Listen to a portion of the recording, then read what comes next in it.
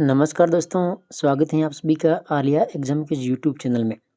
तो आज अपन रीट पात्रता परीक्षा 2025 माइनर टेस्ट पेपर अपन कलाम के देख रहे थे और आज अपन कलाम का माइनर टेस्ट पेपर जो 9 है, जो 12 जनवरी 2025 को आयोजित करवाया गया था।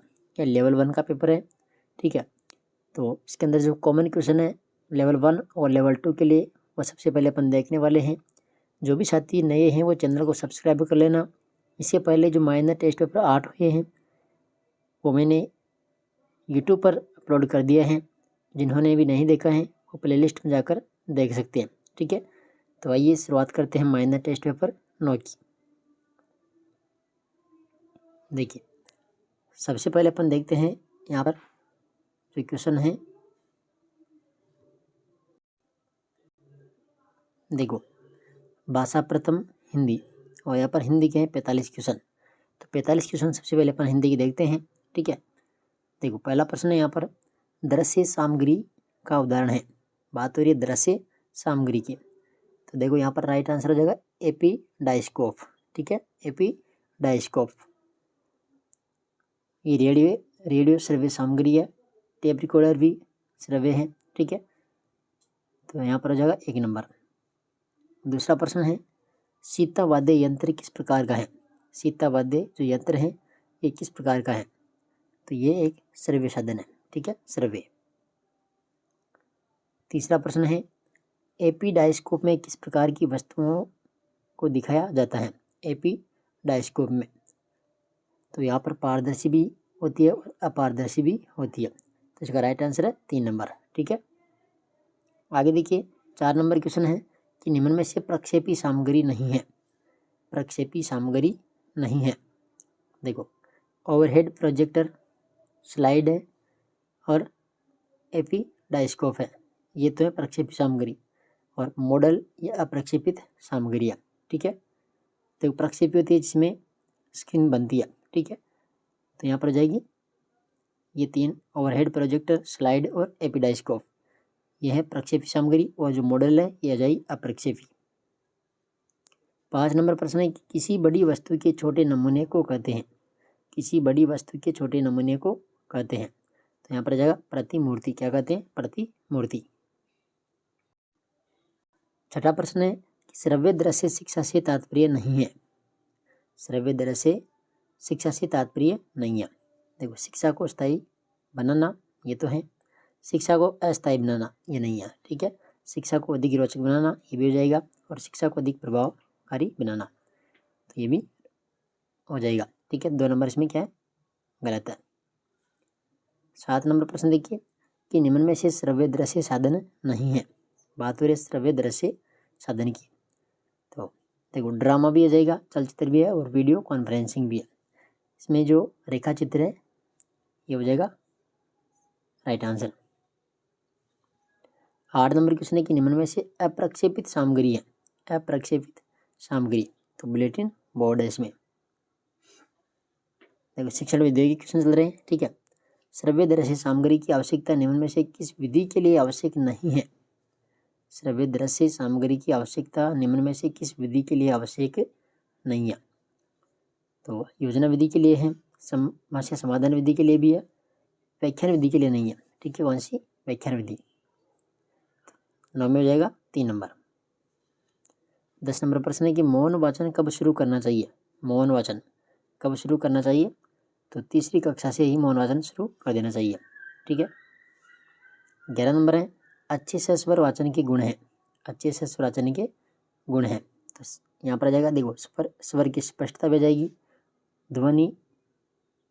ध्वनि वसीयता भी जाएगी और उच्चारण की शुद्धता भी जाएगी। तो राइट आंसर उपयुक्त सभी। 12 नंबर क्वेश्चन है कि भाषा शिक्षण में कौन सा कार्य अंत में आता है। भाषा शिक्षण में कौन सा कार्य अंत में आता है।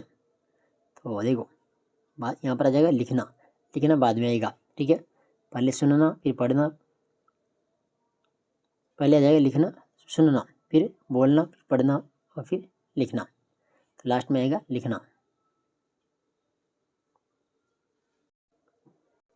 13 नंबर क्वेश्चन है, देखो, बालकों की अशुद्धियों को दूर करने का उच्चतम उपाय है। बालकों की अशुद्धियों को दूर करने का उच्चतम उपाय है। तो यहाँ पर आ जाएगा अध्यापक को अपना आदर्श प्रस्तुत करना, 2 नंबर। प्रश्न नंबर 14 है कि लिखित कार्य में त्रुटियों का प्रकार होता है। लिखित कार्य में त्रुटियों का प्रकार होता है तो व्याकरण के नियमों से संबंधित दोष भी होते हैं, विराम चिन्हों का गलत प्रयोग ये भी आ जाएगा, और मात्रा और वर्ण संबंधी अशुद्धियाँ भी आ जाएगी। उपरोक्त सभी इसका राइट आंसर हो जाएगा। 15 नंबर क्वेश्चन है कि मौन वाचन से क्या लाभ है। देखो मौन वाचन करते हैं इससे क्या लाभ है, तो अवकाश के समय का क्या हो जाता है, सदुपयोग। 2 नंबर इसमें राइट आंसर। देखो अज्ञान की वृद्धि तो होगी नहीं, शारीरिक भी वृद्धि नहीं होगी, और उपरोक्त सभी होगा नहीं, ठीक है, 2 नंबर आ जाएगा इसमें। 16 नंबर क्वेश्चन है कि निम्नलिखित में से बोलने की योग्यता कौन सी है। बोलने की योग्यता, तो यहाँ पर आ जाएगा आशु भाषण, आशु भाषण। 17 नंबर क्वेश्चन है कि उच्च कक्षाओं में वाचन की सबसे अच्छी विधि क्या है। उच्च कक्षाओं में, तो उच्च कक्षा भी ले हो जाएगा मौन वाचन। 18 नंबर क्वेश्चन है कि भावों की अभिव्यक्ति का एकमात्र साधन है। भावों की अभिव्यक्ति का एकमात्र साधन कौन सा है, शब्द, ठीक है, शब्दों के माध्यम से ही क्या हो जाएगी, भावों की अभिव्यक्ति होगी। आगे देखो क्वेश्चन नंबर 19, गंभीर वाचन तथा द्रुत वाचन ये दोनों किसके वेद हैं। गंभीर वाचन और द्रुत वाचन, तो यहाँ पर आ जाएगा मौन वाचन के, किसके वेद हैं, मौन वाचन के। 20 नंबर क्वेश्चन है कि कौन सा एक सही सुमेलित है। कौन सा एक सही सुमेलित है। देखो मायादीप प्रक्षेपी दृश्य सामग्री, तो ये गलत है, ठीक है, नहीं यही सही है, ठीक है, मायादीप प्रक्षेपी दृश्य सामग्री सही है ये। देखो एपिडाइस्कोप अप्रक्षेपी दृश्य सामग्री, ये गलत है। चार्ट भी प्रक्षेप दृश्य सामग्री नहीं आएगा। लिगोफोन अप्रक्षेपी दृश्य सामग्री, ये भी गलत है। यहाँ पर सही सुमेलित है 1 नंबर। 21 नंबर क्वेश्चन है कि दृश्य श्रव्य उपकरणों के संबंध में कौन सा कथन सत्य नहीं है। देखो ये अधिगम प्रक्रिया को सरल बनाने के साधन मात्र है, ठीक है। दूसरा कि शाब्दिकता में कमी करते हैं, ये भी सत्य है। शिक्षक का स्थान ले लेते हैं, तो ये गलत है, ठीक है, 3 नंबर। 21 में 3 नंबर गलत है। अधिगम को सुगम बनाते हैं, ये भी सही है, तो यहाँ पर आ जाएगा 3 नंबर। 22 नंबर क्वेश्चन है एडगर डेल के अनुभव शंकु के आधार पर सबसे कम प्रभावशाली शिक्षण सहायक सामग्री कौन सी है। तो शाब्दिक प्रतीक। 23 नंबर क्वेश्चन है मौन पठन का लाभ है। देखो मौन पठन का लाभ, तो स्वाध्याय की प्रवृत्ति यहाँ से विकसित होती है, ठीक है। मौन पठन करने से क्या होती है, स्वाध्याय की प्रवृत्ति विकसित होती है। आगे देखो 24 नंबर क्वेश्चन, निम्नलिखित में से हिंदी भाषा शिक्षण को चुनौतियाँ हैं। देखो हिंदी के प्रति भावात्मक लगाव न होना, बहुभाषिकता और पाठ को लक्ष्य बनाना, तो ये सभी क्या है, चुनौतियाँ, ठीक है। तो इसमें जाएगा 4 नंबर, 1, 2, 3 सभी। 25 नंबर क्वेश्चन है कि निम्न में से कौन सी एक त्रिआयामी शिक्षण सामग्री है। त्रिआयामी, तो प्रतिरूप त्रिआयामी शिक्षण सहायक सामग्री है। 26 नंबर क्वेश्चन है कि निम्न में से कौन सी एक प्रत्यक्ष अनुभव या क्रिया प्रदान शिक्षक सहायक सामग्री है। तो यहाँ पर आ जाएगा प्रदर्शन।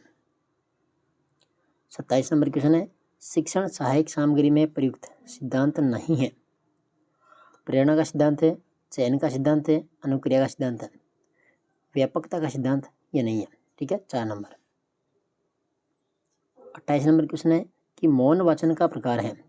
देखो मौन वाचन का प्रकार है, तो यहाँ पर आ जाएगा द्रुत वाचन, ठीक है। देखो संयुक्त वाचन, व्यक्तिक वाचन, अनुकरण वाचन, ये तो होगा नहीं, यहाँ पर आ जाएगा द्रुत वाचन। 29 नंबर क्वेश्चन है कि मौखिक अभिव्यक्ति कौशल का विकास करने का सशक्त माध्यम है। तो वाद विवाद, ठीक है, मौखिक अभिव्यक्ति हो जाएगी वाद विवाद के माध्यम से। आगे देखो 30 नंबर क्वेश्चन,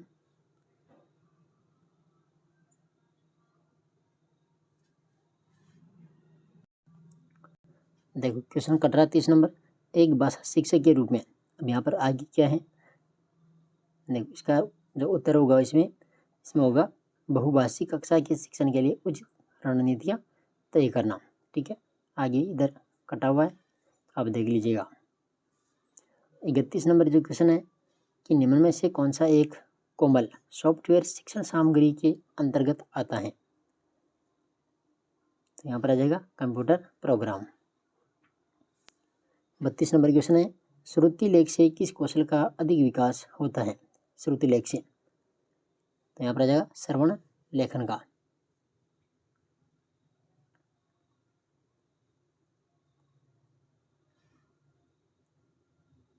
आगे देखो 33 नंबर क्वेश्चन, हिंदी भाषा शिक्षण से संबंधित प्रमुख चुनौतियाँ हैं। तो योग्य शिक्षकों का अभाव, अंग्रेजी के प्रति समान समाज का प्रेम और हिंदी का अस्थिर स्वरूप। उपयुक्त सभी, ठीक है, इसमें आ जाएगा उपयुक्त सभी। 34 नंबर क्वेश्चन है, लेखन क्रिया के शिक्षण का आरंभ होता है। लेखन क्रिया के शिक्षण का आरंभ होता है, तो यहाँ पर आ जाएगा सीधी रेखाओं से। 35 नंबर क्वेश्चन है, वर्तनी की विधिवत शिक्षा का ज्ञान किस स्तर पर हो जाना चाहिए? तो 35 में आ जाएगा प्राथमिक स्तर, ठीक है। आगे देखो 36 नंबर क्वेश्चन देखो, गद्य या पद्य पाठ पढ़ाते समय सस्वर वाचन के माध्यम से उच्चारण शिक्षण की उपागम के अंतर्गत आता है। तो यहाँ पर आ जाएगा पाठ संसर्ग उपागम। 37 नंबर क्वेश्चन है, कक्षा में सहायक सामग्री का प्रयोग किया जाता है। तो साधन के रूप में, ठीक है, 1 नंबर। 38 नंबर क्वेश्चन है, राजियारा सोरठा किनरा लिखोड़ा है। अब यहाँ से राजस्थानी भाषा की क्वेश्चन है, राजियारा सोरठा किनरा लिखोड़ा है। 38 में करबाराम खीड़िया, ठीक है, 2 नंबर। 39 नंबर क्वेश्चन है, तो ये जो नया टॉपिक जुड़ा था उसकी क्वेश्चन है, ढोला मारूरा दुहारो रचना काल कौन है? तो 39 पे जाएगा यहाँ पर देखो 1500 रे आसपास, तो नंबर इसमें राइट है, ठीक है। 40 नंबर क्वेश्चन है, हाल्ला झल्लारी कुंडलियाँ किनरी लिखोड़ी है।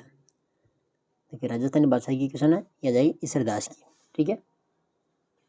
आगे देखो क्वेश्चन नंबर 41, ओगुणी राजस्थानी या ढूंढाड़ी रो क्षेत्र कौन सो है? देखो ओगुणी राजस्थानी और ढूंढाड़ी रो क्षेत्र कौन सो है? तो यहाँ पर आ जाएगा 41 के अंदर जयपुर और हाड़ौती अंचल, ठीक है, 3 नंबर। 42 नंबर क्वेश्चन है, निमाड़ी व रागड़ी कौन सी बोली उपबोली है? निमाड़ी व रागड़ी, तो यहाँ पर आ जाएगी मालवी। कौन सी है? मालवी। 42 में 1 नंबर। क्वेश्चन नंबर 43 है, तोरावाटी रो क्षेत्र है। तोरावाटी, तो आ जाएगा नीम का थाना। 44 नंबर क्वेश्चन है, मारो बदलो अरे तिड़ोराव उपन्यास किनरा लिखोड़ा है? तो यहाँ पर आ जाएगा विजयदान देता, विजयदान देता। और 45 नंबर क्वेश्चन है, पाथल और पीथल कविता किनरी लिखोड़ी है? तो आ जाएगी कन्हैयालाल सेठिया की। तो ये हिंदी के 45 क्वेश्चन थे जो L1, ठीक है, और L2 दोनों के लिए कॉमन है। दोनों लेवल वाले इन क्वेश्चनों को देख सकते हैं, ठीक है। और ये माइनर टेस्ट पेपर 9 के पन्ने हिंदी के 45 क्वेश्चन देखिए। बाकी जो बचे हुए क्वेश्चन है वो नेक्स्ट वीडियो में मैं करवाने वाला हूँ। जो भी साथी नए हैं वो चैनल को सब्सक्राइब कर लेना। बाकी आप फर्स्ट ग्रेड चाहे सेकंड ग्रेड चाहे रीट किसी की भी तैयारी कर रहे हो, आप चैनल को सब्सक्राइब कर लेना। सभी के जो पेपर हैं यहाँ पर आपको मिल जाएंगे, ठीक है। धन्यवाद।